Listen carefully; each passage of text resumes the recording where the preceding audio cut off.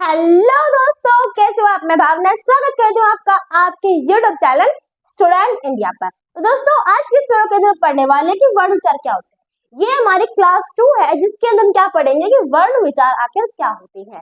तो वर्ण विचार मैंने देखो पिछली वीडियो के अंदर मैंने आपको क्लास 1 करवाई थी, ये हमारी क्लास 2 है। तो क्लास 1 के अंदर मैंने आपको भाषा, लिपि और वर्ण करवाए थे। तो इस वीडियो के अंदर हम वर्ण ही पढ़ेंगे, क्योंकि पिछली वीडियो के अंदर मैंने आपको वर्ण का बेसिक सी चीज बताई थी कि आखिर वर्ण क्या होते हैं। उन्हें मैंने डिटेल से नहीं पढ़ाया था, बट इस वीडियो के अंदर मैं आपको वर्ण डिटेल से पढ़ाऊंगी। वर्ण के कितने भेद होते हैं और उनके कितने भेद होते हैं। जैसे वर्ण के 2 भेद होते हैं, स्वर और व्यंजन, तो स्वर और व्यंजन के भी कितने भेद होते हैं। और हमारे इस वर्ण के अंदर नए मेहमान भी आए हैं, कोई आघात चिन्ह, अवग्रह चिन्ह, उनके बारे में जानेंगे। और साथ में हम द्वित्व व्यंजन और संयुक्त व्यंजन के में अंतर जानेंगे, और हम अल्पप्राण और महाप्राण व्यंजन क्या होते हैं इनके बारे में जानेंगे, आदि और सबके बारे में हम जानेंगे। ठीक है, तो शुरू करते हैं अपनी वीडियो। तो ये वीडियो हमारी थोड़ी ज्यादा बड़ी बनेगी, वैसे कोई टेंशन नहीं है। आप वर्ण विचार इस वीडियो के अंदर मैं आपको वर्ण विचार कंप्लीट करवा दूंगी, क्या होते हैं आखिर वर्ण विचार, कितने भेद होते हैं, क्या होते हैं आखिर। ठीक है, तो इसे पढ़ने से पहले मैं आपको ये बता देती हूँ कि वर्ण विचार आखिर कहाँ से आया। ठीक है, तो वर्ण विचार व्याकरण के 3 भेद होते हैं।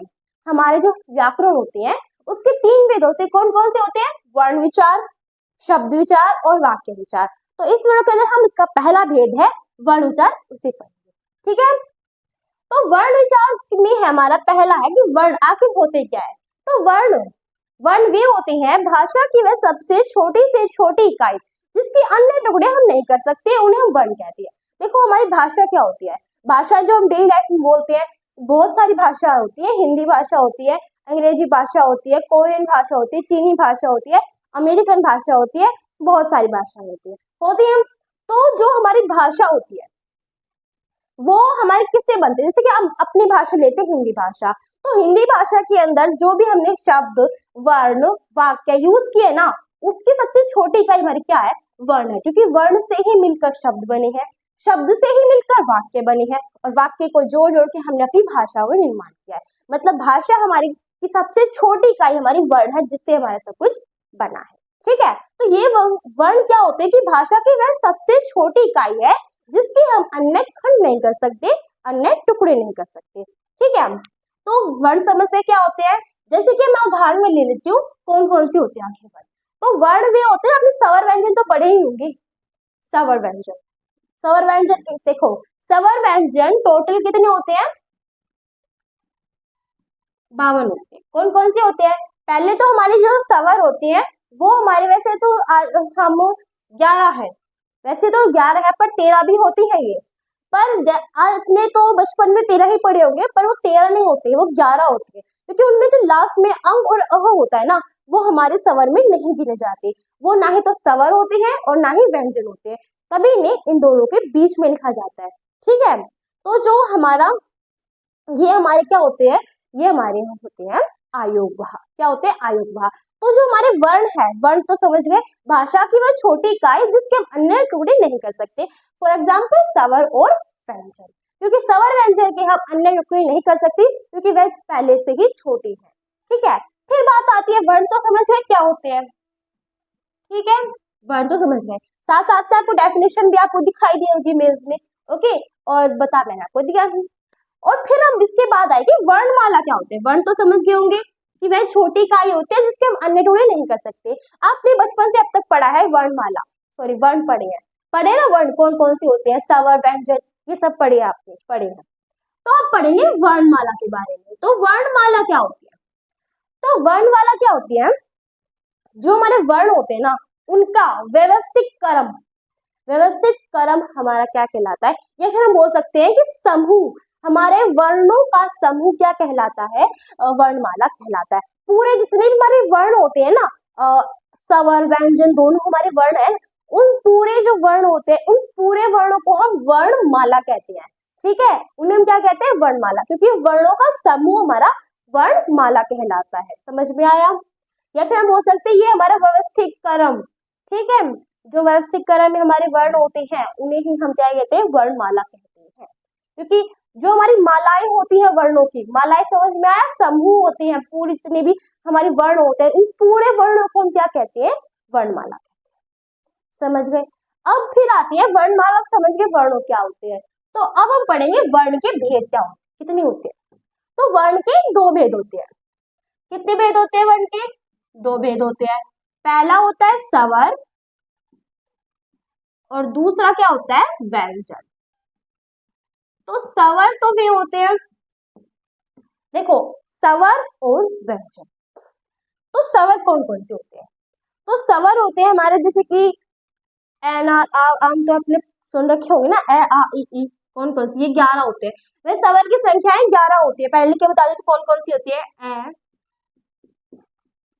ई ई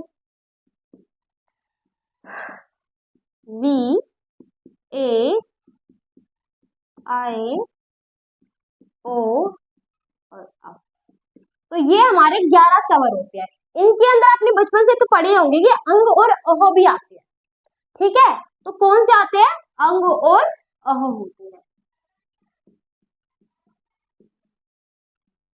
ठीक है। तो अंग और अह होते हैं, बट वो अंग और अह है ना हमारे आयोगवा होते हैं, क्योंकि आपने पहले बचपन से ही पढ़ा है ना, वर्ण के दो भेद होते हैं, स्वर व्यंजन स्वर व्यंजन, आपने पढ़ा है। पर इसके तीसरा भी भेद होता है, इसका कौन सा, आयोगवा। ये जो हमने नीचे जो अंग और अह लिया है ना, अंग और अह जो आपने पढ़ा है स्वर के अंदर, ये स्वर नहीं है, क्योंकि ये हमारा क्या है, आयोगवा है, ठीक है।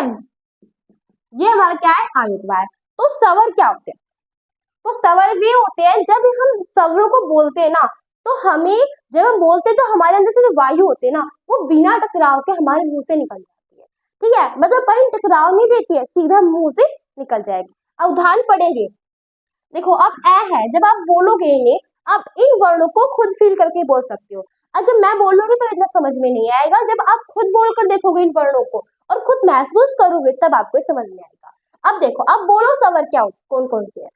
तो हम स्वर को पढ़ेंगे, ए आ ई, जब बोलेंगे ए आ ई, तब आप बोलोगे ना तो एकदम से हवा हमारे मुंह से ना बाहर निकल जाती है, कहीं रुकावट नहीं देती है, कहीं रुकावट नहीं देती। एक परिभाषा इसकी ये हो गई, और दूसरी ये होती है कि जो स्वर होते हैं ना, वो स्वतंत्र होते हैं, वो किसी की सहायता से नहीं बोले जाते, मतलब वो स्वतंत्र होती है, वे अपनी ही मतलब किसी की सहायता से नहीं बोले जाते।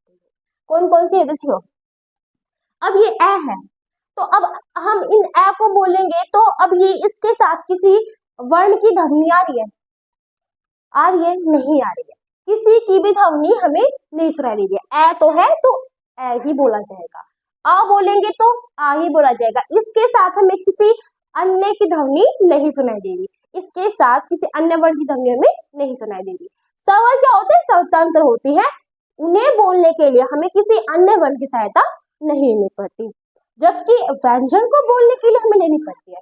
व्यंजन पढ़ाऊंगी तब बताऊंगी इसके बारे में, थोड़ा बहुत अब जान लेते हैं। तो व्यंजन ये होते हैं, जब इनको बोलते हैं ना तो हमारे, देखो ये स्वर के अपोजिट होते हैं। जब हम स्वर को बोलते हैं तो हमारी जो मुंह से हवा है वो निकल जाती है, मतलब बिना टकराव के, रुकावट के। बट व्यंजन क्या होते हैं, इन्हें जब हम बोलेंगे तो हमारी जो हवा है ना, वो मतलब जो हमारी जो हवा होती है, जो भी हमारी आवाज होती है, वो कहीं ना कहीं टकराव देगी, ठीक है। जब हम इसके बारे में पढ़ेंगे तब बताएंगे। और साथ में व्यंजन की दूसरी परिभाषा इससे ही अपोजिट है, जैसे कि बताया था कि इसमें क्या था कि ये स्वतंत्र होते हैं, पर ये जो होते हैं व्यंजन ही स्वतंत्र नहीं होते, क्योंकि जो व्यंजन होते हैं ना वो स्वरों की सहायता से बोले जाते हैं। अब जैसे कि हमने क्या क्या तो पढ़ रखा होगा, तो मैं कुछ उदाहरण ले लेती हूँ। अब मैंने 3 उदाहरण लिए, अब आपको इनको बोल कर देखो, तो बोलेंगे कै, खे, गै।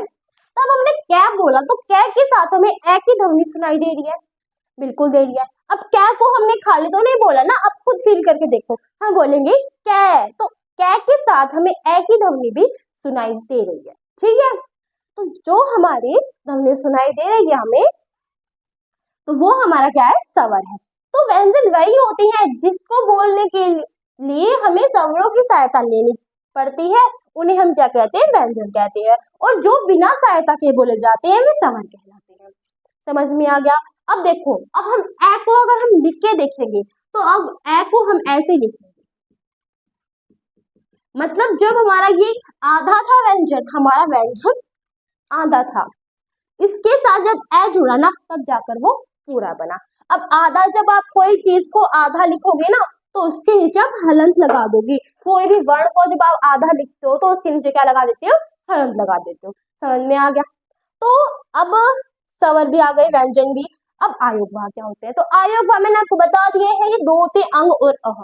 ठीक है, अब इनके बारे में डिटेल से पढ़ते हैं। पहले शुरुआत करते हैं स्वर से, क्योंकि स्वर हम पढ़ेंगे। ठीक है, तो व्यंजन और आयोगवाह हम से बाद में पढ़ते हैं। पहले जानते हैं कि स्वर कितने क्या होते हैं और स्वर के भेद कितने होते हैं। तो स्वर वे होते हैं जो बिना किसी किसी की सहायता से नहीं बोल जाते, वे स्वतंत्र होते हैं अपने आप में। ओके, स्वर क्या होते हैं? जो स्वतंत्र हो, किसी की सहायता से ना बोले जाते हो, उन्हें हम बोलते हैं स्वर। ठीक है, जैसे मैंने उदाहरण आपको दे दी है, स्वर 11 होते हैं, 13 नहीं होते हैं। जिसमें अंग और अह होता है ना, वो हमारे आयोगवाह कहलाते हैं। समझ में आ गया?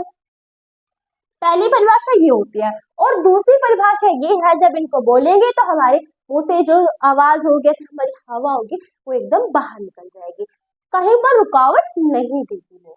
समझ में आया? तो यही हमारे स्वर होते हैं। तो स्वर हमारे 11 होते हैं, दोबारा लिख देती हूँ मैं।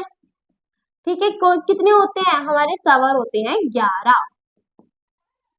उ, ऊ, री, ए, ऐ, ओ और अ। तो ये हमारे 11 स्वर होते हैं। कितने स्वर होते हैं? 11। तो अब स्वर के हमारे कितने स्वर के भेद होते हैं? स्वर के 4 भेद होते हैं। ठीक है, तो स्वर पढ़ने से पहले इसके बारे में थोड़ा और बता देती हूँ मैं। देखो, स्वर के अंदर एक हमारा नया मेहमान भी आया है, मतलब हमारे वर्ण के अंदर क्या है? वो एक चिन्ह होता है, अगाध चिन्ह।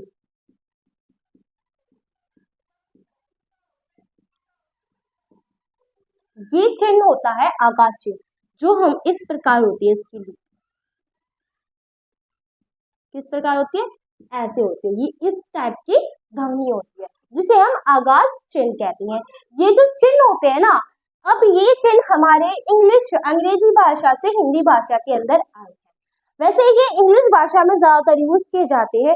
देखो, आप इंग्लिश में जो भी हम बोलते हैं ना, डॉक्टर बोलते हैं, हॉकी बोलते हैं, सब इंग्लिश के शब्द है ना। अब ये इंग्लिश के शब्द हम हिंदी में लिखते हैं, तब जाकर हम हिंदी में इन चिन्हों का प्रयोग करते हैं। वैसे ये इंग्लिश के। अब जैसे आप डॉक्टर बोलते हो, वैसे इसे चिकित्सक बोला जाता है, पर हम इसे डॉक्टर ही कहते हैं। ठीक है, क्योंकि हमारे जो भाषा है, इसके अंदर अंग्रेजी भाषा का भी प्रयोग होता है। तो अब हम ज्यादातर डॉक्टर लिखते हैं, चिकित्सक ज्यादातर नहीं लिखते हैं। और जब डॉक्टर लिखेंगे तो डॉक्टर के अंदर हम ऐसे नहीं लिखेंगे डॉक्टर नहीं, अब हम डॉक्टर को लिखेंगे ऐसे। ये चिन्ह हम इसमें यूज करते हैं। ठीक है, मतलब ये स्वरों के साथ यूज किया जाता है। अब यहाँ आ है ना, आ, क्योंकि यहाँ पर डे के साथ प्लस में आ जुड़ा हुआ है, क्योंकि ये ए का जो हमारा आ होता है ना, उसकी मात्रा है। मात्रा भी बताऊंगी आपको। ठीक है, तो आ की ये मात्रा है, तो आ के साथ हमने क्या जोड़ा है? ये आगाज चिन्ह जोड़ा। समझ में आ गया? ये हमारा नया मेहमान था, जो कि आगाज चिन्ह है, जो कि हमारे अंग्रेजी भाषा से हिंदी भाषा में आता है। ठीक है, अब जैसे एक उदाहरण ले लेती हूँ हॉकी का। तो हॉकी जब हम यूज करते हैं, तो हॉकी के अंदर भी हम इसी चिन्ह का प्रयोग करते हैं। किस चिन्ह का? आगाज चिन्ह का। आ है ना साथ में, है के साथ क्या लगा हुआ है? आ, क्योंकि हर व्यंजनों के साथ कोई ना कोई स्वर जरूर होता है। तो है के साथ हमारा आ जुड़ा हुआ है, कै के साथ ई जुड़ी हुई है, और रे के साथ, अगर जिसके साथ मात्रा बताओगे तब आपको ज्यादा समझ में आएगा। ओके, तो जो है उसके साथ आ जुड़ा हुआ है। समझ में आ गया? और ये हमारा जो चिन्ह था, ये हमारा आगाज चिन्ह है। ठीक है, तो हम समझ गए कि ये क्या होते हैं आगाज चिन्ह, जो कि हमारे इंग्लिश से हमारे हिंदी में आया। अब हम इसकी थोड़ी मात्राएं जान लेते हैं। मैंने स्वर तो बता दी, स्वर की मात्राएं जानना बहुत जरूरी है, तभी आपको समझ में आएगा। तो ए की मात्रा नहीं होती है, ए की कोई मात्रा नहीं होती है। जब भी हम किसी चीज से कै लिखते हैं, तो कै के साथ ए जोड़ते हैं ना, तो कै बनता है। इसके साथ तो कोई मात्रा नहीं होती, बट ए होता है। ये हमारा दिखाई नहीं देता बट है। जब आप बोलोगे ना तो फील करोगे, तब समझ में आएगा, तब आपको महसूस होगा कि हाँ इसमें ए है। बोल कर देखो, अब हम कै बोलते तो ए लास्ट में होता है। फिर आता है आ की एक डंडा बस। ई ई की कैसी है? ये हमारी छोटी की मात्रा है, ये हमारी बड़ी ई की मात्रा है। ऊ ये हमारा छोटा हुआ है। ऊ ये हमारा बड़ा हुआ है। ठीक है, फिर आता है री। तो री की मात्रा होती है हमारी किसी भी शब्द के नीचे हम ऐसे लगा देते हैं, जैसे कि हम बोलते हैं ना घृत, तो घृत के नीचे हम ऐसे री लगा देते हैं। ये मात्रा दिखाई दे रही है ना, ये री की होती है। ऊ जैसे कि हम लिखते हैं ना फूल, तो फूल में जब हम लगाते हैं बड़े की मात्रा लगाते हैं। अब हमें पहचाने कैसे कि ये बड़ा हुआ है ये छोटा हुआ है? तो इसको पहचानने का एक सिंपल सा तरीका है। जिस भी को हम ज्यादा ले के साथ मतलब जो लंबा बोलते हैं वो हमारा बड़ा होता है। अब जैसे कि हम दिन है, अब मैंने बोला दिन, तो इसका क्या मतलब हुआ? वही दिन रात वाला दिन ही है ना। तो दिन में जो एक ही मात्रा है ये छोटी की मात्रा है। कैसे पहचानोगे? जब आप इस दिन को बोलते हो ना तो हम क्या बोलते हैं? दिन। सिंपल से बोलते हैं दिन, कोई भी ज्यादा लंबा नहीं खींचा, सिर्फ दिन बोल दिया। अब जब इसे बोलते हैं, दूसरा है दीन। वो दीन का मतलब दीन दशा होती है किसी की, जैसे इसकी दीन दशा खराब है, तो दीन में जो दीन होता है ना उसकी जो ई की मात्रा है वो ज्यादा लंबी जाती है, बोलते ना दीन। और इसमें दिन और इसमें दीन, तो जो जिसकी जो आवाज होती है लंबी खिंचती है ना उस तो वो तो बड़ा होता है, और जो एक बार में रुक जाता है वो छोटा होता है। ऐसे ही हमारा ऊकी होता है। जब हम जैसे कि हम कुल बोलते हैं, इस कुल का मतलब होता है वंश, तब हमने कुल बोला, ठीक है आराम से बोला, इसका मतलब ये छोटी मात्रा है। कुल को आराम से बोला, छोटी मात्रा है। अब जब कोई बड़ा बोलता है, मतलब अपन बोलेंगे कूल, जो हमारी ठंडी होती है ना वो वाला कूल है ये। तो जब हम बोलते हैं ना कूल, तो कूल में ऊ की मात्रा ना थोड़ी मतलब ज्यादा लंबी खिंचती जा रही है, तो ये हमारा बड़ा ऊ की मात्रा होगी। समझ में आ गया? फिर आता है ए। तो एक में कोई मात्रा दिखाई नहीं दे रही ना आपको ऊपर, पर इसकी में ये वाली मात्रा लगती है जो कि इसके पास है, तो ऐसा होता है। ठीक है, ऐसे ही इसमें डबल लग जाएगी। यहाँ पे रफ कर देती हूँ, हो गया। फिर आता है ओ। तो ओ के अंदर मैं कहा गया, हाँ, ओ की मात्रा क्या होती है? ये वाली जो कि इसमें दे रखी है ऊपर से। फिर आता है ये वाला ओ, आओ, तो इसकी डबल होती है। समझ में आ गया? ये हमारी मात्रा होती है। मैंने तो जात और मेन तो ये इनमें ज्यादा कंफ्यूज होते हैं हमारे, इन दोनों में। ठीक है, अब आपको शायद समझ में आ गया होगा कि दो क्या होते हैं। ओके, तो जब हम थोड़ा लंबा खींचता है वो बड़ा होता है, जो एक जगह रुक जाता है वो छोटा होता है, ये समझ लेना। तो सवर तो हम जान गए, सवर क्या होती है, सवर की मात्राएं क्या होती हैं। तो अब हम क्या पढ़ेंगे? सवर के भेद। ठीक है, तो अब हम पढ़ेंगे सवर के भेद क्या होते हैं, कितने होते हैं। तो सवर के 3 भेद होते हैं। कौन कौन से होते हैं? एक तो होता है हर्षव सवर, एक होता है हर्षव सवर, दूसरा होता है दृघ सवर, और तीसरा होता है पलूत सवर। तो पहला हर्षव सवर, दूसरा दृघ सवर, तीसरा पलूत सवर। तो हर्षव सवर क्या होता है? ठीक है, तो हर्षव सवर होता है कि जिसको जब हम बोलते हैं ना, तो जब हम इसका उच्चारण करते हैं तब उच्चारण करते समय जब इसे बोलेंगे ना तो इसमें थोड़ी सी हमें कम प्रयत्न करना पड़ता है इसको बोलने के लिए। हमें ज्यादा प्रयत्न नहीं करना पड़ता, इसके जब बोलेंगे तो कम प्रयत्न करना पड़ता है। जैसे कि अब अपने जो 11 वर्ण है इसमें से कोई भी हम वर्ण बोलते हैं जिसमें हमें कम प्रयत्न करना पड़ता है। अब हम ए बोलेंगे तो ए आराम से बोला है, आ बोलेंगे तो ए से ज्यादा क्या है, आ बोला जा रहा है, तो ए हमारे कम प्रयत्न में आ रहा है, हम लिखेंगे ए। ठीक है, अब ई हम ई बोलेंगे आराम से बोला जाता है। अब जब ई बोलते बड़ी जो होती है उसमें थोड़ा ज्यादा बोलते लंबा खिंचता है, बताया था लंबा खिंचता है बड़ों के अंदर। इसमें थोड़ा लंबा खींच रहे हैं, तो मतलब ये हमारा बड़ा है और ये छोटा है, इसमें थोड़ा कम बोला जा रहा है। ऊ, इसमें थोड़ा कम बोला जा रहा है। और जब बोलते हैं ना ऊ, तो इसमें थोड़ा ज्यादा बोला जा रहा है, तो ये हमें इसमें नहीं देंगे। फिर आता है री, तो इसके अंदर भी हमें कम बोलते हैं। फिर ए, अब ए भी बहुत ज्यादा बोलते ए भी बहुत ज्यादा बोल रहे हैं, ओ आओ, तो इनसे तो कम, तो ये तीन ही मतलब चार ही वर्ण है ना, तो ये चार वर्ण ही हमारे हर्ष स्वर के अंदर आती है। इन्हें जब हम बोलते हैं ना तो हमें मतलब ज्यादा प्रयत्न नहीं करना पड़ता। अब जैसे कि हम दिन बोलते हैं तो आराम से बोल देते हैं, इसमें छोटी की मात्रा इससे हम लगा दी है। समझ में आया? फिर नेक्स्ट है दीर्घ स्वर। हर्ष स्वर के बाद होते हैं दीर्घ स्वर। देखो अगर हर्ष स्वर जान लिया तो दीर्घ स्वर इतना इजी है। हर्ष स्वर ये चार होते हैं, दीर्घ स्वर क्या होते हैं? देखो हर्ष स्वर कौन से होते हैं? चार होते हैं, तो दीर्घ स्वर इनके जो बाकी जो बचे वे होते हैं, क्योंकि हर्ष स्वर से जो दुगना समय लेता है बोलने में, जिसको जब हम बोलते हैं ना तो दुगना प्रयत्न करना पड़ता है जिसको बोलने के लिए, वो हमारा दीर्घ स्वर होता है। जैसे कि आ, ऐसे थोड़ा ज्यादा बोल रहे हैं, ई थोड़ा ज्यादा, ऊ थोड़ा ज्यादा, ए आए ओ आओ, तो इनमें थोड़ा ज्यादा बोलना पड़ता है। तो ये हमारी कौन सी सात होती है? ए, आ, ई, ओ सॉरी गलत लिख दिया, यहाँ पे आ नहीं आएगा, ई नहीं आएगा, ऊ नहीं आएगा, आ,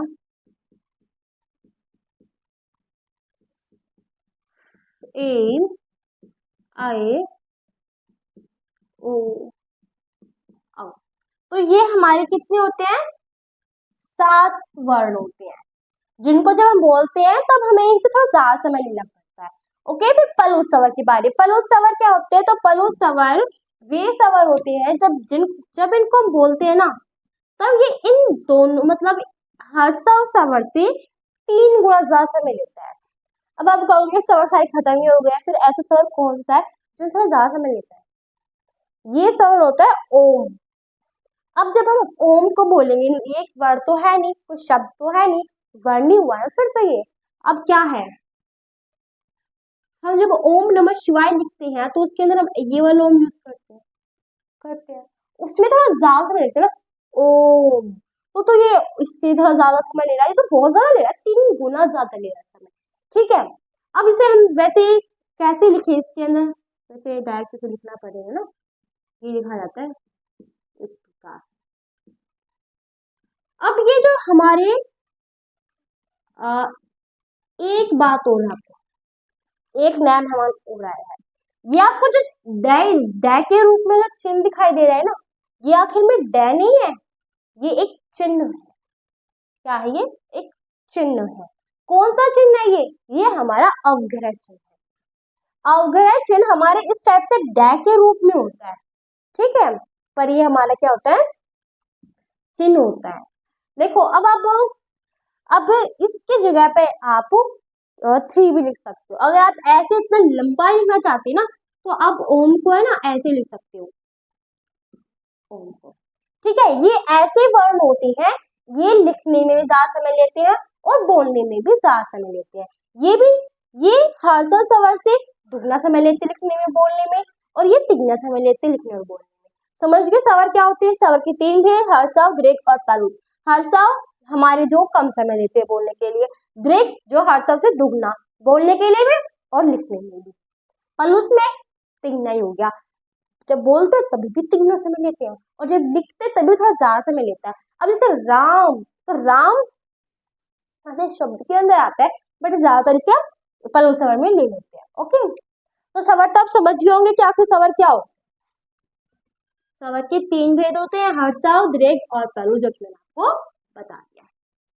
अब बारी आती है व्यंजन की। तो व्यंजन पढ़ने से पहले जो हमारा आयोगवाद था वो छोटा सा टॉपिक है, तो उससे भी करा देंगे, फिर व्यंजन पढ़ाएंगे, क्योंकि थोड़ा ज्यादा टॉपिक है ना व्यंजन का। तो फिर आता है आयोगवाह, इसका जो तीसरा भेद जो कि हम पहले करने वाले हैं, आयोगवाह।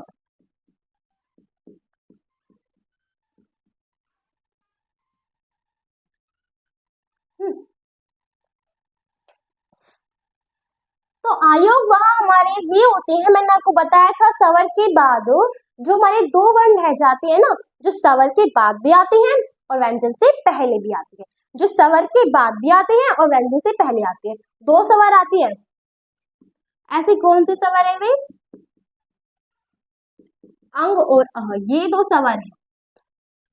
तो इन दो स्वरों को हम क्या कहते हैं? आयोग वह कहते हैं, आयोग वाहक कहते हैं। ठीक है, इनमें से इनका भी जो नाम भी है, इन दोनों का नाम भी रखा गया है। पहले जिसको हम बिंदु कहते हैं, क्या कहते हैं? बिंदु। आखिर में हम इसे क्या बोल सकते हैं? अब वैसे तो हम इसे ज्यादातर नॉर्मली बिंदु ही कहते हैं, बट इसके जगह पर हम इसे अनुस्वार भी बोलते हैं। न अनुस्वार।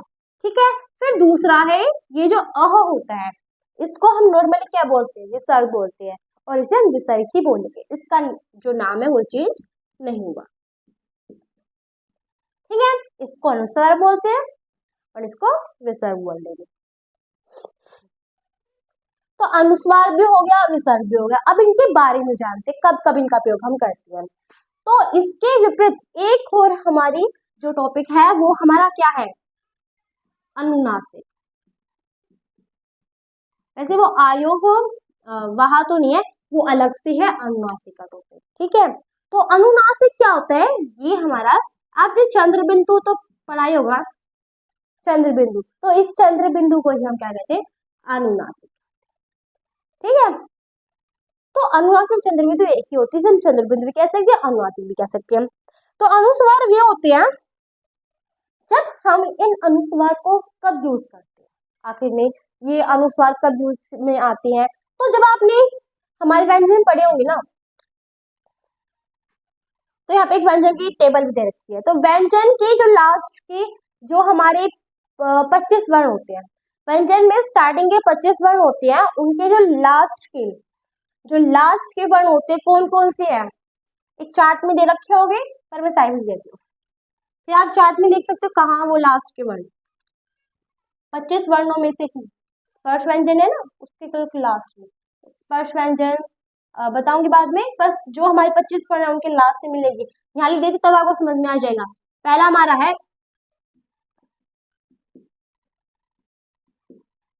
अण न न, तो ये हमारे 5 वर्ण हैं। अब आपको दिख गया शायद, क्या की लाइन में लास्ट का, फिर च की लाइन का भी लास्ट का, ऐसे ही हमारे 5 लाइन के लास्ट के देखते हैं। ठीक है, 5 लाइन के लास्ट के 5 होते हैं। अब ये जो 5 वर्ण होते हैं ना हमारे व्यंजन के, इनके स्थान पर हम अनुस्वार का यूज करते हैं। किनके स्थान पर करते हैं? इन 5 वर्णों के स्थान पर। कैसे करते हैं? अब आप एक उदाहरण में देती हूँ।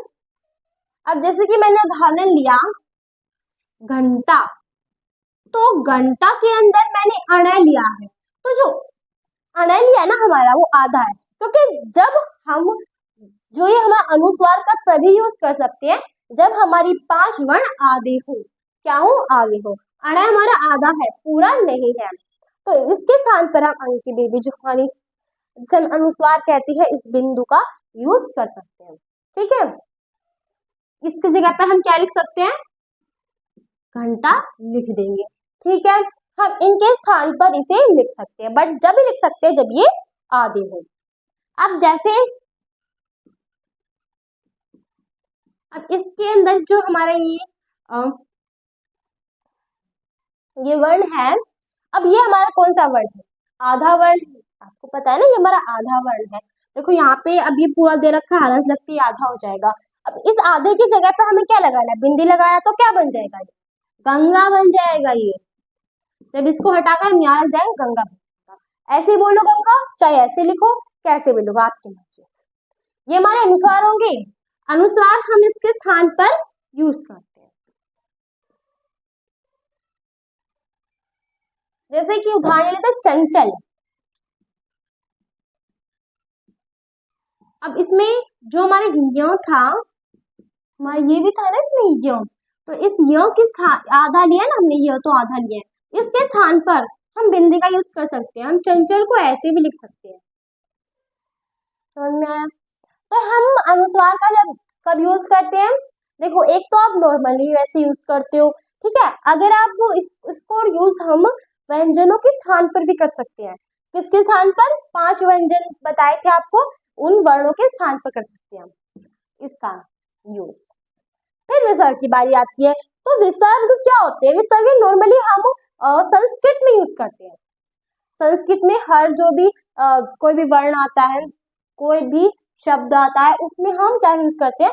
विसर्ग का। फॉर एग्जाम्पल जैसे हम बोलते हैं वर्ण, तो इस वर्ण का मतलब होता है रंग।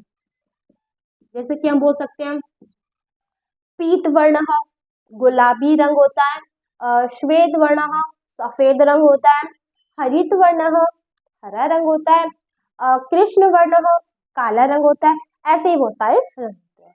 ठीक है, तो ये हमारे रंग में लास्ट में वर्णों के लास्ट में क्या लगाते हैं? विसर्ग लगाते हैं। तो विसर्ग हम नॉर्मली किसमें यूज करते हैं? संस्कृत में यूज करते हैं। जैसे कि हम बोलते हैं मयूर, तो मयूर हम इसे मयूर नहीं लिखते, मयूर लिखते हैं। क्या लिखते हैं? मयूर। विसर्ग लास्ट में इसे बोलते हैं मोर। और जब हम इसे लिखेंगे तो लास्ट में विसर्ग लगाएंगे। तो जब विसर्ग को जब लगाते हैं ना, तब इसे एक बार बोल कर देखो। अब कैसे बोला जाएगा? ये मयूर मयूर मयूर को बोलेंगे तो लास्ट में ह की ध्वनि सुनाई देगी। खुद फील करो, ह की ध्वनि सुनाई दे रही है ना। आज जब हम बोलेंगे ना इसको, तो ह की ध्वनि भी सुनाई देती है। विसर्ग वही होते हैं, इसका प्रयोग हम हिंदी में भी कर लेते हैं और ज्यादातर संस्कृत में यूज होता है। और जब हम इसे बोलते हैं तो लास्ट में थोड़ी ह की ध्वनि सुनाई देती है। ठीक है, इतनी बात थी। ये हमारे आयोगवाद थे, हमने कर लिए। आयोगवाद 2 थे, अंग और अह। अंग का प्रयोग हम पता है व्यंजन में करते हैं, स्थान पे कर सकते हैं, और विसर्ग का ज्यादातर संस्कृत में यूज होता है। फिर अनुनासिक, तो अनुनासिक में जो चंद्र बिंदु होता है, इसका प्रयोग हम कैसे करते हैं? जैसे कि हम कोई शब्द ले लेते हैं, अब इसे बोलेंगे अंगूठी, तो अंगूठी बोलेंगे। अब खुद फील करो, अंगूठी बोलने से हमारी जो आवाज है ना, वो हमारी नाक से भी निकलती है और मुंह से भी निकलती है। आवाज खुद फील करोगे, आवाज हमारे मुंह से भी निकलेगी, नाक से भी निकलती है। अंगूठी तो चंद्र बिंदु है, अंगूठी। अब आंख, अंगूठी में आंख बोले तो ये निकलेगी चांदनी। तो अब चांदनी बोले थोड़ा ज्यादा फील होगा, चांदनी, तो नाक से गैस निकलती है। ये हमारे अनुनासिक होते हैं। देखो नाम ही होता है ना, नासिक, नासिका। अगर हमसे बोले संस्कृत में, तो संस्कृत में नाक को नासिका बोलते हैं। ठीक है, तो नासिक मतलब नासिका भी ले सकते हैं, इसका मतलब नाक ही होता है। समझ गए? हमारा जो 2 थे हमारे भेद, स्वर और आयोगवाद, वो कर लिए। अब व्यंजन की बारी।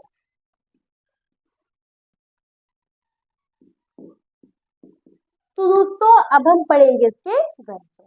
दोस्तों व्यंजन स्टार्ट करते हैं। व्यंजन स्टार्ट करने से पहले मैं आपको ये बता देती हूँ कि जो मैं आपको जितना भी करवा रही हूँ ना, वैसे वीडियो थोड़ी ज्यादा लंबी जा रही है, कोई बात नहीं, बट वीडियो में सब कुछ समझा रही हूँ मैं आपको। अगर आप जो मतलब आपको समझ में आ रहा ना, तो प्लीज इसे अपने फ्रेंड्स को भी शेयर कर देना, ताकि वे भी समझ सके। ओके, तो ये हमारी जो है क्लास, वो बहुत ज्यादा इम्पोर्टेंट है, इसलिए पूरी वीडियो को लास्ट तक देखना। ठीक है, एंड तक प्लीज देखना। तो व्यंजन है, व्यंजन का मतलब क्या होता है ये हमने बताया था। व्यंजन वे शब्द, मतलब व्यंजन वे वर्ड होते हैं जिनको जब बोलेंगे ना, तो वो स्वर से अपोजिट होते हैं। अगर उनको बोलेंगे ना, तो हमारे मुंह से टकराव देती हुई हवा बाहर निकलती है। जैसे कि उदाहरण बताऊंगी। ठीक है, पहले व्यंजन लिख देती हूँ सारे में आपको।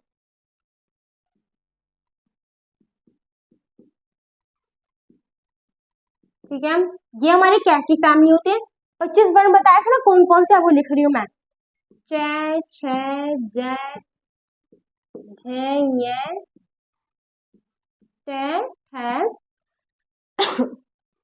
ट, ठ, ड,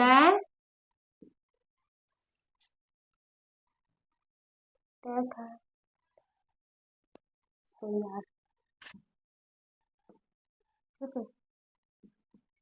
ठ, ड, ढ, अण। देखो 3 मतलब हमारे, जब हम करवा रही हूँ ना, ये ध्यान रखना, ये 5 वर्ग होते हैं। कवरग, चरवग, तरवग, तरवग, पवरग। करवग, चरवग, टरवग, तवरग, पवरग, तब जाके 25 बनते हैं ये। इन्हीं को हम क्या स्पर्श व्यंजन कहते हैं। व्यंजन का पहला भी स्पर्श व्यंजन। ठीक है, तय की फिर तालियां शुरू होती हैं। तय थे दे धे ने, लास्ट में न है, ध्यान से देखो, बताई थी पहले मैंने आपको, पै फै बै भै मैं भी बताया था। ये 25 वर्ण बताए थे, लास्ट के वर्ण में लिखे लिखे भी थे। फिर ये हो गए ये रे लेवे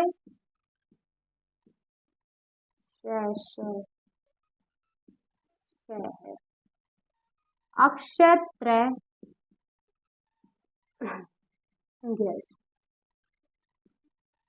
समझ में आए। तो ये हमारे कितने टोटल मतलब 52 होते हैं। अभी फिलहाल ये 50 हुए हैं, ठीक है। 52 कब होंगे, जब हम इसके साथ 2 एक्स्ट्रा होते हैं। शायद आपने नहीं देखा हो, नहीं पढ़ा हो। 100 में से 90% बच्चों को इनके बारे में पता होगा शायद, ठीक है। डैग के बारे में, आप कहोगे तो यहीं पे भी है, पर इसके नीचे ही जो बिंदी लगा देती है ना, इसका मतलब चेंज हो जाता है, इससे थोड़ा डिफरेंस होता है, बाद में बताऊंगी। पहले व्यंजन लिख लेते हैं। तो व्यंजन बता दिए जो सवर्ग सहायता से बोले जाए। क्या है, कै में ए जुड़ा हुआ है, सवर्ग सहायता से बोला जा रहा है। इन्हें आप खुद फिल कर सकते हैं। तो बेसिक सी बात है कि तय में ए जुड़ा हुआ है, तो आपने बहुत पढ़े हैं, ठीक है। बात आती है स्पर्श व्यंजन। इसका पहला भेद हमारा स्पर्श व्यंजन होता है। पहले स्पर्श व्यंजन पढ़ेंगे। तो इसका जो पहला भेद होता है स्पर्श व्यंजन, ठीक है। तो स्पर्श व्यंजन पढ़ने से पहले मैं आपको ये बता देती हूँ कि जो 5 वर्ग होते हैं स्पर्श व्यंजन जब पढ़ेंगे ना, तो इसके 5 वर्ग होते हैं, कवरग, चरवग, तरवग, तरवग, पवरग, ताकि ज्यादा याद रखें, जैसे सीरियल वाइज लिख सके हम। इसे सीरियल वाइज लिखने के लिए हमें ये याद करना ही पड़ता है, इसकी थोड़ी सी ट्रिक है, ठीक है। तो स्पर्श व्यंजन होते हैं, जब इन व्यंजनों को हम बोलते हैं ना, तो हमारी जो ध्वनि निकलने से पहले, हमारे गले से बाहर निकलने से पहले कहीं ना कहीं टकराव करती है। कैसे, मान लीजिए ये आपका गला है, यहाँ पर ये कंठ है आपका, कंठ, ये हमारा कंठ है। फिर कंठ से होती हुई हमारी जो आवाज है, कंठ से होती हुई हमारी आवाज निकलती है, ठीक है। वो कैसे निकलेगी, तो देखो, पहले जब हम बोलेंगे कंठ से बोलेंगे, कहाँ से बोलेंगे, कंठ, तब हम कवरक के जो हमारे कै की परिवार की जो लाइन है, अब इस लाइन को बोलो, क्योंकि बच्चे यहां से लेके यहां तक के हमारी जो होते हैं स्पर्श व्यंजन, यहाँ तक, बस आगे नहीं होते, यहाँ तक स्पर्श व्यंजन होते हैं 25। तब हम पहली जो लाइन है कवरक की, जब इसे हम बोलेंगे कै के सामने को, तब जब हम बोलते हैं तो हमारी आवाज कंठ से निकलती है, आवाज कंठ पर टकरा के निकलती है। बोलो क ख घ घ, तो क ख घ घ बोलोगे ना, कंठ पे हमारी आवाज टकराएगी। खुद फील करना, कंठ पे टकराती है, तब उसको हम क्या कहते हैं, कंठ्य कहते हैं। उसके ऊपर हमारा तालु होता है, जिसे हम तालव्य बोलते हैं। क्या बोलते हैं, तालव्य, ठीक है। जैसे कि च छ झ झ न, सॉरी च छ झ झ यो, तो हम यो, देखो च छ झ झ यो, तो हमारा जो कंठ है, कंठ पे आवाज नहीं जाएगी, उसे थोड़ा ऊपर जाएगी। फील करना, अब जब खुद बोल के देखोगे ना, तब जाके आपको समझ में आएगा। खुद फील करके बोल कर देखो, तब आपको समझ में आएगा। कंठ से ऊपर तालव्य है, जहां से हमारी आवाज टकरा कर निकलती है। ये वाली वर्ग टकरा कर निकलेगी, क्योंकि व्यंजन ही तो है, सारे ही व्यंजन ही है।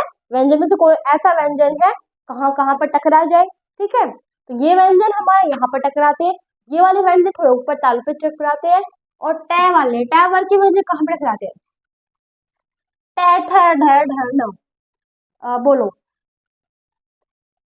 टै ठ ढ ढ न, कहाँ पे टकराएगी। आपने खुद फील किया होगा, बोल कर देखा होगा ना, आपकी जो जीभ है ना, वो आपके ऊपर के हिस्से को टच करती हुई निकली है। आपकी जो जीभ थी वो यहाँ पर टच करी होगी, फील किया ना आपने, यहाँ पर टच करी होगी, तो ऊपर के हिस्से को टच किया ना उसने, किया था, ठीक है। ऊपर के जो हिस्से को टच करा ना, इसे हम बोलते हैं मुद्र, मूर्धन्य, क्या बोलते हैं, मूर्धन्य, ठीक है, तो वो हमारा मूर्धन्य कहलाता है। ठीक है, क्योंकि वो हमारे जीभ और ऊपर का जो है ना हिस्सा उसे टच करके हुए आवाज को निकलते हैं। कहीं ना कहीं टच तो कर रही है ना, ये तो बात गलत नहीं है कि व्यंजन कहीं पे ऐसे व्यंजन वे नहीं होते जो टकराते नहीं है, व्यंजन टकराते हैं। आप खुद फील करके देखो, कहीं ना कहीं तो टकरा के ही जाएगा, नहीं मानेंगे, टकरा के ही जाएगा। तय है, अब तय है धय धन्य बोलो। जब आपकी जीभ आपको दांत पर टच करती हुई दिखाई देगी, आप जब बोलोगे त थ ध ध न, जीभ पर टच करेगी, आप खुद ही फील करके देख लेना। तो जीभ हमारी पर टच, जीभ पर टच नहीं करेगी, दांत पर, सॉरी, दांत पर हमारी जीभ टच करेगी। जो हमारे दांत होते हैं ना, जब बोलेंगे त थ ध ध न, तो हमारी जीभ है ना वो दांत पर छूकर हमारी आवाज निकालेगा, आवाज हमारी फिर निकलेगी। तो हमारे दांत मतलब दंत, तो ये हमारा दंत्य, सॉरी गलत लिख दिया, हाँ दंत्य होगा। फिर आती है लास्ट वेरिएंट प फ ब भ म की। तो प फ ब भ म, अब आपसे बोलोगे तो आपके दोनों होठ टकराएंगे ना आपस में, दोनों होठ टकराएंगे, फिर उसे हम बोलते हैं ओष्ठ्य। ये हमारे 5 वर्ग होते हैं जिसको मैंने आपको फाइन करके बता दिया कहाँ कहाँ पे टकराएंगे, पर टकरा के तो वो अवश्य ही जाती है। पहला वर्ग था, सॉरी पहली हमारा भेद स्पर्श, दूसरा है अंतस्थ व्यंजन। अंतस्थ व्यंजन कौन से व्यंजन होते हैं? देखो, ये व्यंजन कहीं पे टकरा नहीं देते, ये कहीं पे टकराते नहीं। ये नहीं टकराते, क्यों नहीं टकराते? क्योंकि ये व्यंजन, और अब व्यंजन की तो बुराई नहीं करूंगी कि व्यंजन ने तो अपने अपना सही कहा है कि व्यंजन क्या है, टकराता है अपनी आवाज को, पर मैं व्यंजन को गलत नहीं ठहरा सकती। हाँ, पर अंतस्थ को मैं बता सकती हूँ क्या होते हैं। तो अंतस्थ व्यंजन भी होते हैं जो व्यंजन और स्वर के मध्यवर्ती होते हैं, वे है ना कहीं पर टकरा के नहीं निकलते। अब बोलो ये 11, ये 10 व्यंजन होते हैं, 4 व्यंजन होते हैं, ये जब बोलेंगे ना तो टकरा नहीं देगी, एकदम से निकल जाएगी यर अलग, क्योंकि ये व्यंजन क्या होती है, मध्यवर्ती होते हैं स्वर व्यंजन के, तभी ये कहीं पर टकराते नहीं है। समझ में आया? ये हमारे 4 होते हैं यर वाला। तीसरा है उष्म, तीसरा उष्म व्यंजन। उष्म व्यंजन क्या होते हैं? ये भी 4 होते हैं, श, श, स, हाँ। जब इनको बोलते हैं ना तो हमारे मुंह से ना थोड़ी सीटी सी आवाज निकलती है, बोलो फील करो, स स स, एक सीटी सी आवाज निकली ना, फिर बोलते हैं हाँ। अब 4 है तो हम इसमें 2 परिभाषा बनेगी, हम श बोलेंगे, सीटी सी आवाज निकलेगी। अब फिर साथ में हमारी गर्म हवा भी निकलती है, श बोलते हैं, श, तो गर्म से हवा उष्म वायु निकलती है और साथ में सीटी से आवाज निकलती है, और ह में हाँ बोलने सीटी आवाज तो निकलेगी पर हवा निकलेगी। ये हमारे उष्म होते हैं, उष्म का मतलब ही उष्म होता है, मतलब गर्म। फोर्थ है संयुक्त, ये भाई थोड़ा सा अलग होता है इनसे, मतलब हल्का सा, मतलब ऐसे नहीं है कि ये व्यंजन नहीं, ये व्यंजन है पर इससे थोड़ा अलग होता है। ये क्या होते हैं, ये व्यंजन देखो, सभी व्यंजन आप जितने पढ़े ये सब हमारे व्यंजन स्वरों की सहायता से बोले जाते हैं, इस बात से तो आप ये आप बात समझ गए क्या होते हैं ये। ठीक है, ये सब किस सहायता से बोले जाते हैं? स्वरों की सहायता से। बट जो संयुक्त व्यंजन होते हैं वो स्वरों की सहायता से नहीं बोले जाते, वो व्यंजनों की सहायता से बोले जाते हैं। त्रय है, त्रय को बोलेंगे तो तय प्लस में रै की आवाज आएगी, त्रय, तय प्लस में रै। ज्यों को बोलेंगे तो जय प्लस में यो की आवाज आएगी। ठीक है, तो ये हमारे संयुक्त व्यंजन होते हैं। इसी के साथ हमारे व्यंजन भी कंप्लीट होते हैं, स्वर भी कंप्लीट होते हैं। अब बस लास्ट टॉपिक आपका बच गया है महाप्राण अल्प प्राण। महाप्राण अल्प प्राण, महाप्राण जिससे बोलते समय हमारी जो मतलब जो हमारे बहुत से मतलब इन जब हम व्यंजनों को बोलते हैं ना तब हमारी जो आवाज होती है थोड़ा ज्यादा समय लेते हैं, मतलब जैसे कि अब हम बोलेंगे क, च, ट, त, प। ये सी स्पर्श व्यंजनों में से ये अल्पप्राण महाप्राण निकलेंगी, बाकी के नहीं निकलेंगे। ये व्यंजन, ये व्यंजन, प। देखो जो हमारा पहला, देखो वर्ग का पहला, दूसरा, तीसरा, हमारे सभी फैमिली, 5 फैमिली है हमारी, कव्र की, चर्व की, टव्र की, तरव की, परवर, 5 फैमिली है। उनमें से पहली फैमिली का पहला, दूसरा, तीसरा, दूसरी फैमिली का भी वैसा ही, तीसरे का, चौथे का, पांचवे का, हमारी सभी फैमिली का पहला सदस्य, तीसरा सदस्य और पांचवा सदस्य, चौथा नहीं, तीसरा, पहला, तीसरा और पांचवा सदस्य। ये 5 सदस्य ऐसे होते हैं जो कि अल्पप्राण के अंदर आते हैं, अल्पप्राण व्यंजन में। ये सब हमारे अल्प प्राण व्यंजन होते हैं, जिनको जब बोलते हैं ना ज्यादा समय, मतलब थोड़ा आराम से बोलना पड़ता है, नहीं जैसे बोलिए क च ट त प, आराम से बोल दिया। पर हम इसे बोलेंगे ख, छ, ड, द, फ, इनसे थोड़ा ज्यादा समय लेना, खुद ही फील करो। आप तो बोलोगे, फो बोलोगे, कितना ज्यादा समय लेगा, थोड़ा सा ज्यादा समय लेता है ये, तब इसे महाप्राण बोलते हैं, इसमें ज्यादा एनर्जी यूज होती है हमारी, ठीक है। तो महाप्राण हमारे क्या होते हैं, हमारे सभी वर्गों के दूसरे और चौथे सदस्य को हम महाप्राण व्यंजन कहते हैं। दूसरे और तीसरे सदस्य के व्यंजनों को हम महाप्राण व्यंजन कहते हैं। समझ में आ गया? तो इसी के साथ हमने स्वर व्यंजन पढ़ लिए हैं। तो अब मैं आपकी थोड़ी सी प्रैक्टिस करवा, थोड़ा इन्हें प्रैक्टिस भी करना पड़ेगा, ठीक है। तो पहले प्रैक्टिस हमारे ये करेंगे, हाँ एक टॉपिक थोड़ा रह गया, संयुक्त और द्वित्व व्यंजन क्या होते हैं, मैंने वो नहीं करवाया ना, संयुक्त तो करवा दे, बस इनके अंदर डिफरेंस नहीं बताया। संयुक्त दो अलग अलग व्यंजनों का मेल, त्र तो प्लस में र, दो अलग अलग व्यंजनों का मेल संयुक्त हो गया। ज्यादा मुश्किल नहीं, बहुत इजी है। द्वित्व व्यंजन, दो सेम टू सेम व्यंजनों का मेल, जैसे कि हम बोलेंगे चम्मच, दो व्यंजन है, मैं प्लस में मैं बनकर ये डबल मैं बने, ये दो सेम व्यंजनों का मेल। ये संयुक्त दो अलग व्यंजनों का, और ये द्वित्व दो सेम व्यंजनों का मेल, बस इतना ही फर्क है इनमें, कोई ज्यादा फर्क नहीं है, सिर्फ इतना ही है, ठीक है। अब इनके बारे में हम थोड़ी प्रैक्टिस करेंगे, प्रैक्टिस से ज्यादा समझ नहीं आएगा। वर्ण क्या होते हैं, शुरुआत करते हैं। वर्ण क्या होते हैं, तो वर्ण हमारे भाषा की छोटी इकाई है जिसके अन्य टुकड़े हम नहीं कर सकते। वर्णमाला, तो हमारे वर्ण का जो भी हमारे समूह होता है उन्हें वर्णमाला, तो रिपीट भी करते रहेंगे, इसे प्रैक्टिस होगी। उसके दो भेद होते हैं, स्वर व्यंजन। कितने भेद होते हैं इनके, दो भेद होते हैं। उनके भेद, और स्वर के कितने भेद होते हैं, 3 भेद होते हैं। हर्षव जिन्हें बोलना थोड़ा कम समय लेंगे, और दीर्घ थोड़ा ज्यादा समय लेता है हर्षव से, और पलोच जो हर्षव से तिगुना समय लेता है, ठीक है। हर्षव ये हमारे कंप्लीट हो गया है।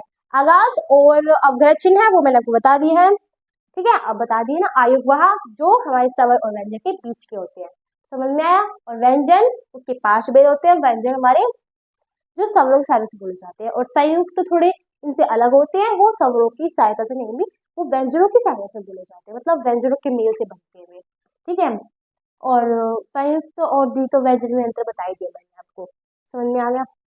तो आई होप कि आपको स्वर मतलब जो वर्ण विचार का पूरा कंप्लीट कंसेप्ट हो गया होगा। तो ये ज्यादा वीडियो ना बनाए, तो इसलिए हम इस वीडियो को भी स्टॉप करते हैं। वैसे ज्यादा वीडियो बन चुकी है, पर कोई बात नहीं, इसमें आपने सभी पढ़ लिया है, तो 1 घंटे से तो कम ही बनी है वीडियो, ठीक है।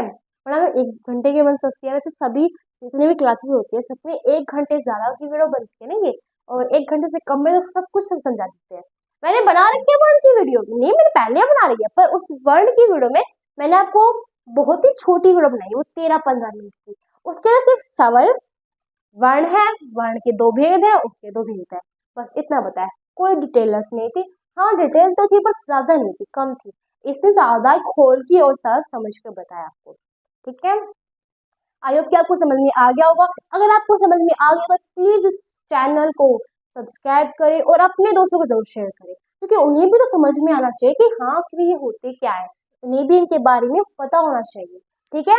और सब्सक्राइब इसलिए करना कि नेक्स्ट वीडियो में और जो बनाओ शब्द के वाक्य के, उसकी नोटिफिकेशन आपको जल्दी मिल जाए, ठीक है। तो अब आपको मुझे डिस्क्रिप्शन लिंक पे मैंने इसकी पिछली जो वीडियो वो दे रखी है, आप देखना चाहो तो देख सकते हो, फर्स्ट क्लास की। तो मैंने आपको पहले फर्स्ट क्लास में बताया था कि हम सीरियल वाइज कर रहे हैं, ठीक है, कि क्लास फर्स्ट के अंदर, ये क्लास फर्स्ट वो नहीं कि क्लास फर्स्ट का करवाया नहीं, क्लास फर्स्ट का मतलब होता है, क्लास 1 का मतलब पहली क्लास हमारी वो थी, आपकी जो यूट्यूब पे पढ़ा ना उसकी पहली क्लास थी, ये दूसरी क्लास है। ओके, नेक्स्ट हम तीसरी क्लास पढ़ेंगे। तो इस वीडियो को लाइक सब्सक्राइब शेयर करना। Thanks for watching my video.